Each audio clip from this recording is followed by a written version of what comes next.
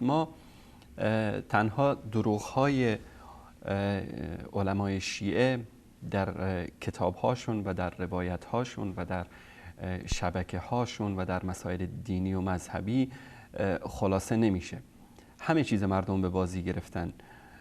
خمسی که برای غنیمت از کفار الله سبحانه و تعالی تعیین کرده بود، این رو الان با دروغ‌ها، با روایت‌های جعلی از مردم خمس کسب و کار میگیرن. صیغه‌ای رو که پیامبر صلی الله علیه و سلم حرام کردن، این رو امروز به عنوان یک وسیله‌ای برای شهوترانی دارن ازش سوء استفاده میکنن. اگر جای رسول الله صلی الله علیه و سلم فضیلت سیدنا علی رضی الله تعالی عنه رو بیان کرده، میان از این امامت رو استنباط میکنن و بعد از اون دیگه راحت همه این اعتقادات باطلشون رو به خورد مردم میدن. همین روش، همین دروغگویی همچنان ادامه داره، چه در رسانه هاشون، چه در دولتشون، چه در مجلسشون، در حوزه های علمیهشون، در خبرگزاری ها و روزنامه هاشون.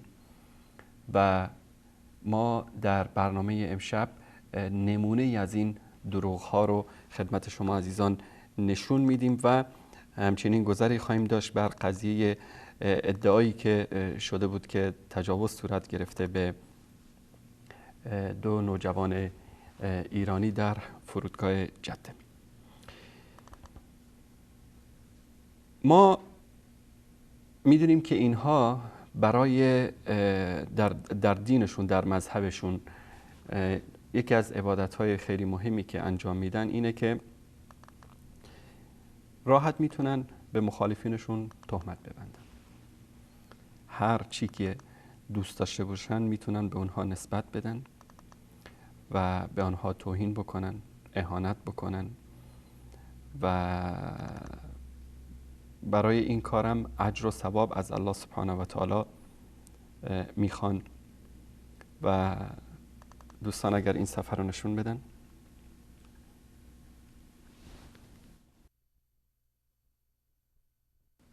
این کتاب مصباح الفقاهه است فی المعاملات. میگه که حرمت غیبت مشروطة بالایمان، حرمت غیبت مشروط بر ایمان است. و ایمان در اینجا گفته کی است؟ المراد من المؤمن هنا من آمن بالله و برسوله و بالمعاد و بالائمة الاثنی عشر.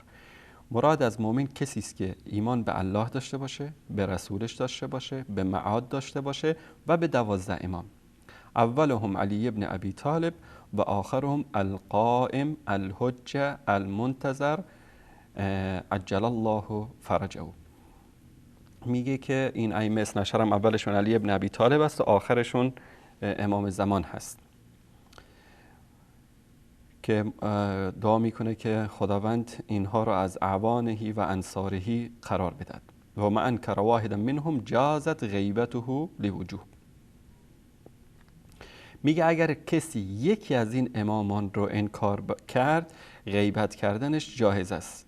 و دلیل الوجه الاول انه ثبت فی الروایات، در روایات ثابت شده که والادعیه و زیارات، بر دعاها و زیارتنامه ها که جواز لعن المخالفین، جایز است که مخالفین رو لعن بکنیم.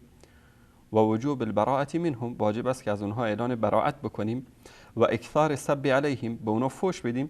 شاید بارها دیده باشید اینجا زنگ میزنن، فحش میدن، توهین میکنن. اینا در حقیقت دارن عبادت میکنن. وقتی اینجا زنگ میزنه به من توهین میکنه یا به یکی از دوستان در این شبکه یا بقیه شبکه‌های مخالفین اینها، در حقیقت مثل این که شما برید نماز شب بخونید، تهجد بخونید یا 5 وقت نماز فرضتون رو ادا بکنید، روزه بگیرید، زکات بدید. اینا عبادت است در نزد مسلمان ها. در نزد دین رافضه‌گری لعن کردن عبادت است، فحش دادن عبادت است، غیبت کردن عبادت است، بهتان زدن عبادت، دروغ بستن عبادت است.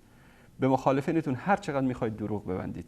شما هر چقدر که بیشتر دروغ بگید در این مذهب، بهتان بزنید، غیبت بکنید، به همون اندازه بیشتر به خداوند نزدیک میشید. البته اون خدای کنو بهش اعتقاد دارن. و اتهامهم، اونا رو متهم بکنید. ببینید، و اتهامهم، تهمت زدن. باور بکنید که یعنی در دین آتش پرستی، در دین زرتشتی، در دین گوساله پرستی، در دین گاو پرستی، در نزد کمونیست ها، در نزد یعنی حتی عرب های زمان جاهلیت، در هر ملتی، در پیش سرخپوستای آمریکایی، در پیش اون انسان هایی که بدور از همه تمدن در جنگل های آمازون زندگی می کنند، در پیش همه بشریت تهمت زدن یک کار خوبی نیست، حتی ولو که به خدا ایمان هم نداشته باشن.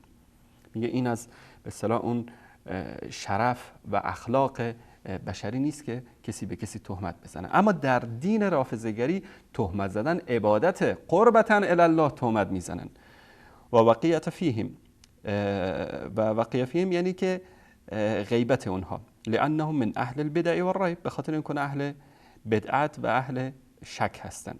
بل لا شبهة فی کفرهم، بلکه هیچ شکی وجود نداره که اینها کافر هستن. کیا کافر هستن؟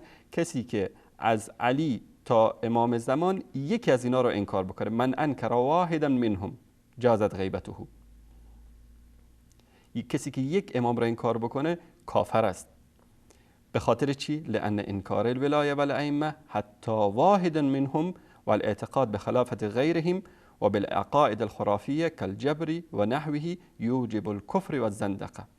میگه به خاطر اینکه انکار یکی از امامان، حتی یکی از آنها، و اعتقاد داشتن به خلافت غیر آنها، یعنی به خلافت ابوبکر و عمر و عثمان، و به عقاید خرافی، عقاید به اصطلاح عامه مسلمان ها عقاید خرافیه، یا جبر و نحوهی، این واجب میکنه بر اینها کفر و زندقه رو. و تدل علیه الاخبار المتواتره الظاهره فی کفر منکر الولایه، که میگه این اخبار متواتر آشکار ثابت میکنه بر کافر بودن منکر ولایت و کفر معتقد بالعقاید المذکوره، و کافر بودن کسایی که به این عقایدی که در بالا اشاره شد، کسی که ابوبکر و عمر و عثمان رو خلیفه بدونه. و ما یشبه ها من الضلالات، و مثل این از گمراهی ها. حالا وقتی که تهمت زدن و غیبت کردن جایز باشه، من این تصویر رو خدمتتون نشون میدم. دوستان عزیز این تصویر رو نشون بدن.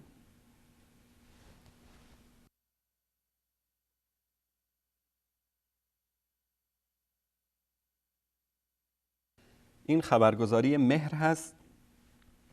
خبرگزاری مهر خبرگزاری میشه گفت شبه رسمی است در ایران. ما فقط یکی رو انتخاب کردیم خدمتون و همه خبرگزاری اینا تقریبا رسمی و نیمه رسمی این خبر رو آوردن که مفتی عربستان خوردن گوشت همسر مباح است. در اینجا میگه که عبدالعزیز آل شیخ مفتی جنجالی عربستان سعودی با صدور فتوای جدیدی خوردن گوشت همسر را برای مرد مباح اعلام کرد. به گزارش خبرگزاری مهر به نقل روزنامه القدس العربی، وی در توجیه فتوای عجیب خود گفت در صورتی که شوهر احساس گرسنگی کند که این گرسنگی منجر به مرگ وی شود، جایز است که بخشی از گوشت بدن همسر خود را بخورد. و افزود که این امر در چارچوب ضرورت اطاعت محض زن از همسر خود قابل قبول است. فتوای جدید مفتی عربستان با واکنش‌های متفاوتی از سوی جهان عرب مواجه شده و بسیاری از نخبگان و اندیشمندان عرب این فتوا را محکوم کردند. پیش از این عبدالعزیز آل شیخ با صدور فتوای دیگری ازدواج دختران کم سن و سال با مردان سالمند را جایز دانست. خب این روزنامه مهر و سران ایران این عمل رو که انجام دادن در حقیقت دارن عبادت میکنن، طبق همون فتوایی که در منهاج الفقاهه که براتون خوندم. در حقیقت دارن یک عمل خیلی شایسته انجام میدن، به مخالفین خودشون تهمت میزنن.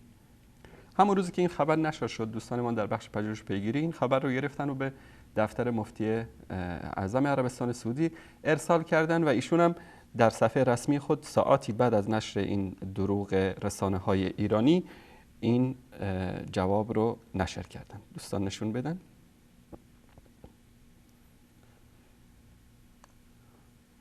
فضیلت مآب مفتی عام عربستان سعودی و رئیس هیئت کبار علما و اداره‌های بحث و تحقیق علمی و افتاء شیخ عبدالعزیز بن عبدالله آل شیخ فتوایی که بهشون نسبت داده شده را باطل اعلان نمود که در این فتوا به ایشان تهمت زده شده که خوردن گوشت همسر برای شوهرش جایز است اگر که احساس گرسنگی شدید بکند و ایشان تاکید کردند که آن چیزی که به ایشان نسبت داده شده از اراجیف و دروغ‌هایی است که هدف از آن مشغول کردن مجتمع اسلامی به قضایای جانبی است و منصرف کردن آنها از قضیه اساسی در این زمان که امت اسلامی نیاز دارد که در کنار رهبران خودشان باشند و در ضد کسانی که هدفشون نابودی اسلام و مسلمان هاست عمل بکنند. و همچنین ایشون در گفتگویی که با آژانس خبررسانی رسمی عربستان سعودی داشتن این فتوایی که به ایشون نسبت داده شده را دروغ، افترا جملتاً و تفصیلاً دانستن و همچنین در این رابطه گفتن که الله سبحانه و تعالی می‌فرماید یا الذین آمنوا ان جاءکم فاسق بنبأ فتبینوا ان تصیبوا قوما بجهالة فتصبحوا علی ما فعلتم نادمین. اگر ای کسانی که ایمان دارید اگر یک گروه فاسقی یا فاسقی برای شما خبری رو آورد شما در این مورد تبیین بکنید، تحقیق بکنید یا تثبت بکنید قبل از اینکه به قومی ضرری برسانید به سبب جهلتان و از آن کاری که انجام داده اید نادم و پشیمان شوید. این از صفحه رسمی عبدالعزیز بن عبدالله آل شیخ مفتی عام لمملكة العربية السعودية ورئيس الهيئة كبار العلماء و اداره البحوث العلمية والافتاء از صفحه رسمی ایشون این بیانیه است. حالا وقتی که ما یک کمی سرچ کردیم که ببینیم اصل این قضیه چیه این فتوا، اینا که داد میزنن مرگ بر آمریکا و مرگ بر اسرائیل و مرگ بر غرب و مرگ بر شرق، این مطلب رفتن از روزنامه القدس العربی که یک روزنامه مخالف دولت عربستان سعودی است و در لندن چاپ میشه زیر نظر حکومت بریتانیا، رفتن از اونجا گرفتن. عبدالباری اطوان فکر کنم مدیر مسئولش هست، شخصی فلسطینی الاصل از دشمنان عربستان و حکومت عربستانه و این شخص در اونجا روزنامه‌ای داره به نام القدس العربی و همیشه اکثر این دروغ‌هایی که نسبت داده میشه در این روزنامه چاپ میشه. از همه جالبتر اینه که شخصی تونیسی فکر کنم یا الجزایری ایشون میگه من به خاطر مزاح، به خاطر شوخی این مطلب رو تو صفحه شخصی هم در توییتر یا در فیسبوک میگه نوشته و گفته من تعجب میکنم که چطور آژانس‌های رسمی و خبرگزاری‌های رسمی و روزنامه‌های رسمی میان این حرف‌ها رو بدون تحقیق، بدون تبیین میان نشر میکنن و دچار این اشتباه بزرگ میشن. علی کل حال همونطوری که گفتیم این عبادتی است که در دین شیعه جایز است، در دین رافضه‌گری و تهمت زدن، دروغ بستن، اهانت کردن، سب، لعن اینا جزء عبادات محسوب میشه.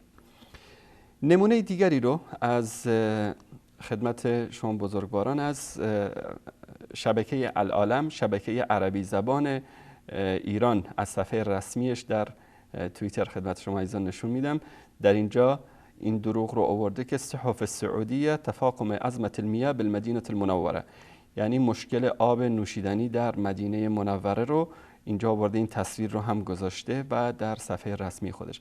شما فقط اخباری که در باره عربستان سعودی مثلا فقط در مورد عربستان سعودی در روزنامه‌های شیعیان ایرانی و افغانی چون بیشتر به زبان فارسی روزنامه دارن، فقط برید در روزنامه اینها این اخبار رو بخونید، بعد برگردید بیاید در مصادر اصلی عربستان سعودی مثلا در مورد این اخبار جستجو بکنید.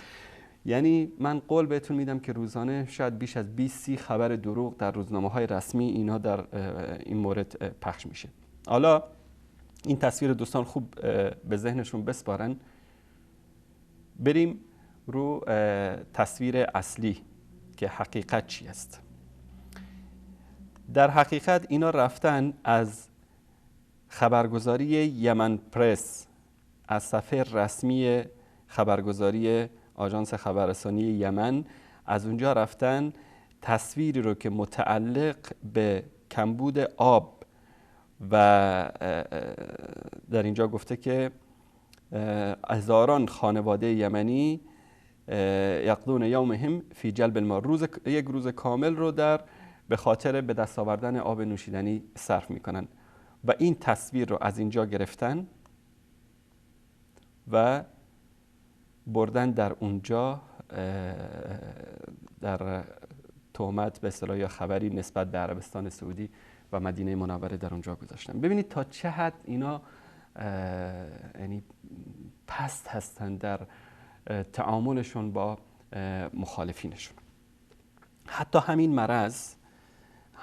مرض به شبکه‌های وابسته به ایران و شبکه‌هایی که از طرف ایران تغذیه میشن، از طرف سفارت ایران، چه در افغانستان، در تاجیکستان، در جاهای دیگه، همین دروغ‌ها و همین توهین‌ها رو در این شبکه‌ها هم اینها پخش میکنن که من تصویری رو انشالله نشون میدم خدمت شما عزیزان که در همین شبکه‌های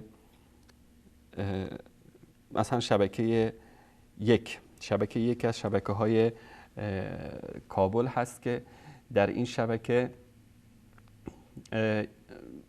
اینا مزدورند، نوکرن، هر کی که پول بیشتر بده برای اون خدمت میکنن. اگر ایران بیشتر داد برای ایران، اگر آمریکا بیشتر داد برای آمریکا. در اینجا جالبه که گزارشی دارن در مورد قضیه حمایت عربستان سعودی از حمایت افغانستان از حمله عربستان سعودی به یمن. ببینیم که این گزارش چقدر جالب است.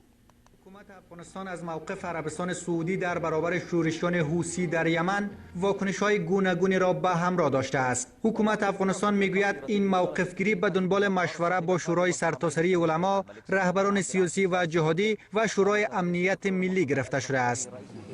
این مقام حکومت افغانستان اما میگوید فیصله شورای امنیت ملی این بوده که کابل خواهان پایان یافتن درگیری‌های روان در یمن از طریق صلح‌آمیز و با پادرمیانی سازمان ملل و سازمان کنفرانس اسلامی است و هیچ پشتیبانی از حمله نظامی عربستان سعودی بر یمن نشده است. سوی تعبیر شده از فیصله شورای امنیت هیچ گونه تاییدی بر جنگ وجود نداشته. ما گفته شده که باید صراحت گفته شده در جلسه که از سازمان ملل متحد و سازمان کنفرانس اسلامی خواسته شود که جنگ خاتمه پیدا بکنه و مصیبت‌های مردم یمن بیشتر از این دوام نکنه.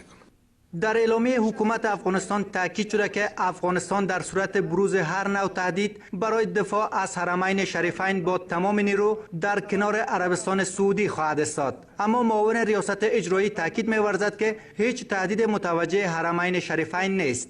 مسئله حرمین شریفین خوب در صورتی که کدام خطر متوجه شود، در حالی که یمن مسلمان است به حرمین شریفین کدام خطر نیست و تازه جنگی که دوام داره در عدن است که او هزاران کیلومتر از حرمین شریفین فاصله داره. این اصلا موضوعیت نداره این موضوع. الله اکبر. آقای محقق هم بله، این آقای محقق همونطوری که افغان ها میشناسن از جنایتکاران حزب وحدت هست، همون کسایی که قبلا زنان اهل سنت رو لخت کرده بودند در زیرزمینی های کابل، در مناطق زیر سیطره خودشون به اونها تجاوز گروهی میکردن. این همون شخصی است که افرادش دیروز به سر اهل سنت میخ میکوفتند در ایستهای بازرسی که در مناطق مختلف درست کرده بودند.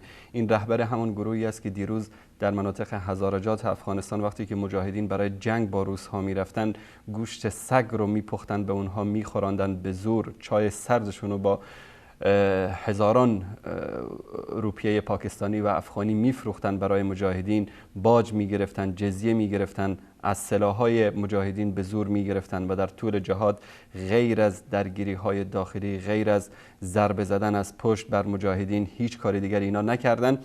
و امروز این جنایتکار وحشی دیروز اومده فرشته صلح و به اصطلاح استقرار و امنیت و حرفاش ببینید، انگار چهرهش ببینید مثل مردایی که از قبر دوباره در آورده باشن، اومده داره اظهار نظر میکنه در مورد یمن و عربستان سعودی.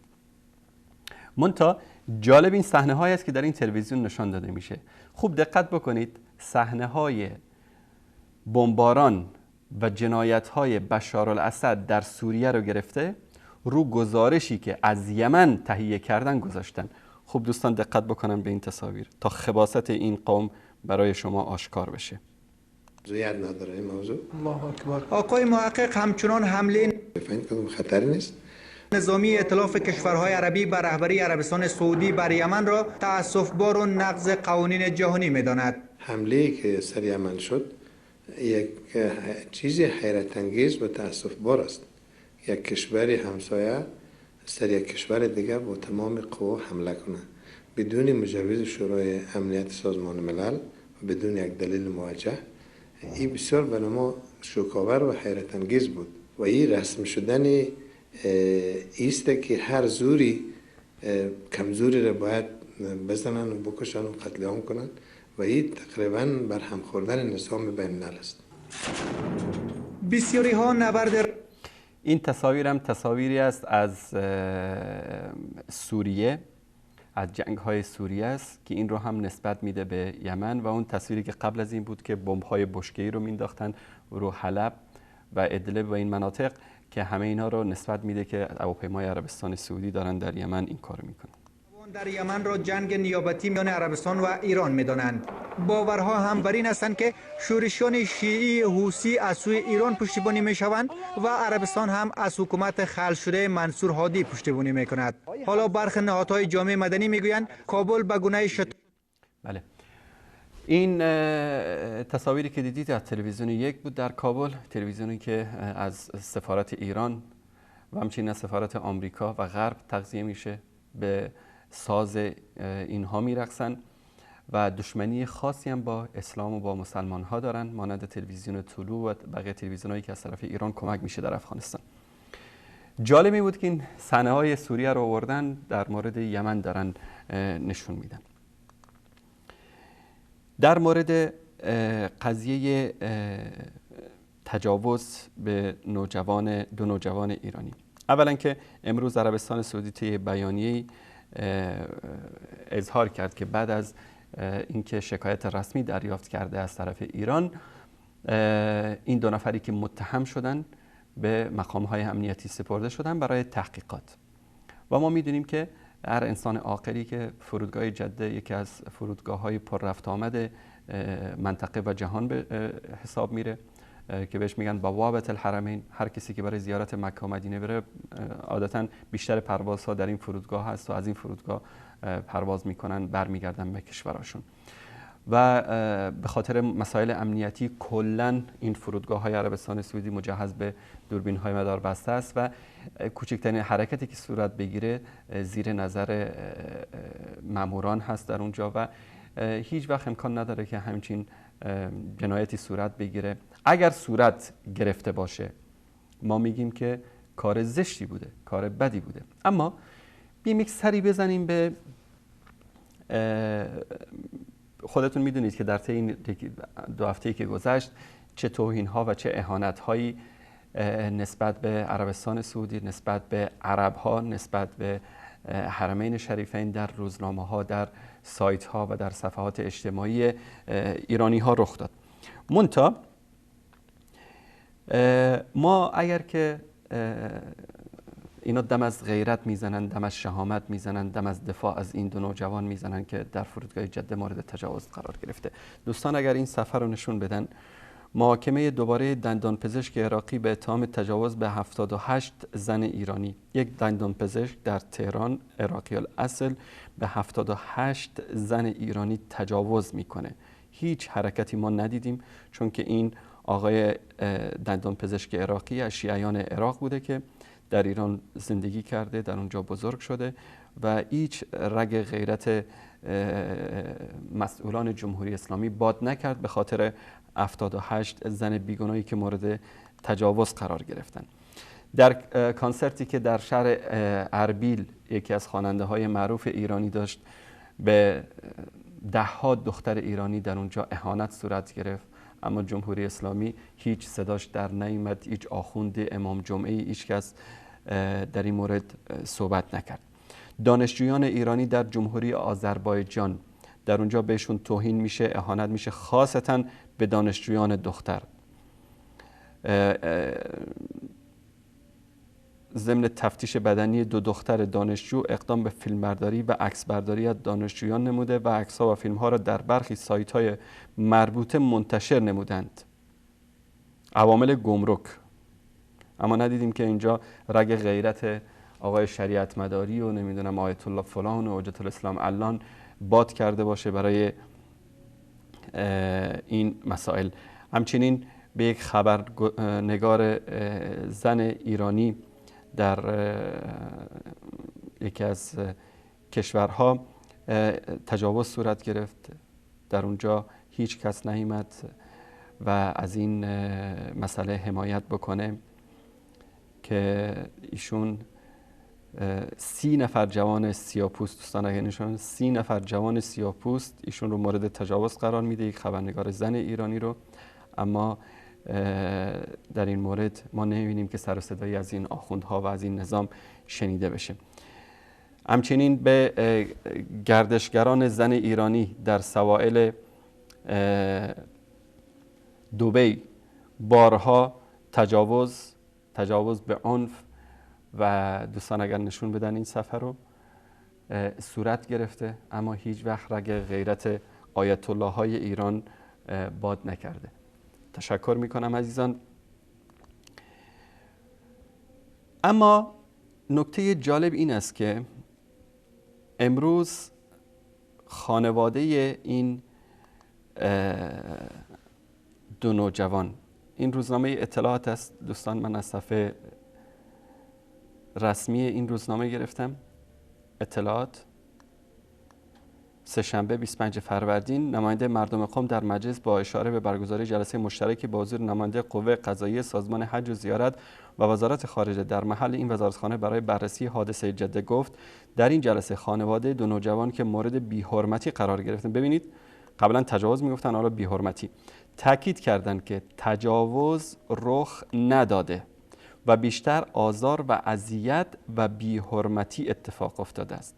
احمد امیرآبادی در گفتگو با ایسنا اظهار داشت این جلسه با حضور 2 نماینده مجلس، یعنی بنده و دوادگری مدیر کل حقوق بشر قوه قضاییه و نماینده از سازمان حج و بیسه رهبری وزارت خارجه برای بررسی حادثه جده برگزار شد. و افزود در این جلسه ابعاد این حادثه با حضور خانواده 2 نوجوان مورد بررسی قرار گرفت. ما بعد از این جلسه با آنها صحبت کردیم و خانواده این 2 نوجوان موضوع تجاوز را کاملا رد کردند. این همه سر و صدایی که در این چند روز به راه انداختن، چه توهین‌ها و اهانت‌هایی که نکردن، آخرش هم خودشون اعتراف کردن روزنامه رسمیشون که کلا این قضیه دروغ بوده. اما شاید بعضیا بپرسن پس چرا این همه سر صدا، تظاهرات جلوی سفارت عربستان و نمیدونم توهین به قوم عرب، توهین به عربستان سعودی، توهین به مقامات این کشور؟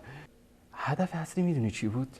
هدف اصلی این بود که مردم را از سفر به حرمین شریفین و خانه خدا و مسجد رسول الله صلی الله علیه و سلم منصرف بکنن و به سوی بتکده های شرک زده خودشون دعوت بکنن. دوستان این خبر رو نگاه کنن. در پی تعرض جنسی در جده، طرح لغو موقتی سفر حج و عمره در مجلس. ببینید این همه برنامه ریزی و بزرگ کردن و این قضیه رو بهش پروبال دادن، هدفش این بود که مردم رو از این سفر روحانی، مردم رو از تماس با مسلمانان جهان، با موحدین و اینکه اعتراف خود آقای قزوینی هست که میگه که بیش از 200 نفر رو برده بود از طلبه ها، 30 نفر تلفات داده و این نشون میده که اینها برای دور نگه داشتن مردم از اسلام، از توحید، از یکتاپرستی حاضرن که از هر روش زشتی استفاده بکنن. پس هدف اصلی از این همه برنامه سازی اینا چی بود؟ که بگن که آقا سفر عمره لغو بشه و دیگه کسی به عمره نره، که این هدف اصلی اینها بود. دوستان این قدس آنلاین هم ببینید که چطور فتنه انگیزی میکنه این روزنامه. واکنش تند مراجع تقلید به حرمت شکنی ماموران سعودی، طرح یک فوریتی مجلس برای تحریم عمره، احترام و امنیت عمره‌گزاران را فدای یک مستحب نکنید. تشکر میکنم. دوستان این خبر رو هم نشون بدن. تاکید خانواده دو نوجوان بر بی‌حرمتی در فرودگاه جده و رد تجاوز. علی کل حال ما حتی اگر بی‌حرمتی هم صورت گرفته باشه به هیچ وجه جایز نیست توهین کردن، اهانت کردن، بی‌حرمتی کردن و کوچکترین بی‌ادبی در مقابل زوار بیت الله الحرام محکوم است. از هر کسی میخواد باشه، از عربستان میخواد باشه، از مامورین عربستان میخواد باشه، از مشایخ و علمای عربستان باشه، از هر کی میخواد باشه. جالب بود که همین که من داشتم سایت ها اینا رو میگشتم، دیروز بود قبل از اینکه خانواده این دو نوجوان رد بکنند قضیه تجاوز رو، در یکی از سایت های مذهبی اینا نوشته بود که این دو افسر پلیس عربستان اعتراف کردند که تجاوز به این دو نوجوان رو بنابر فتوای علمای عربستان سعودی انجام دادن. تصور بکنید که چقدر یعنی کینه و دشمنی اینها رو از حق و از حقیقت دور بگردانه که حاضرن که هر تهمتی یا اهانتی رو نسبت بدن به مخالفینشون. همونطوری که گفتیم این رو عبادت میدونن و جایز میدونن که در قبال مخالفینشون از هر حربه‌ای که میتونند استفاده بکنن.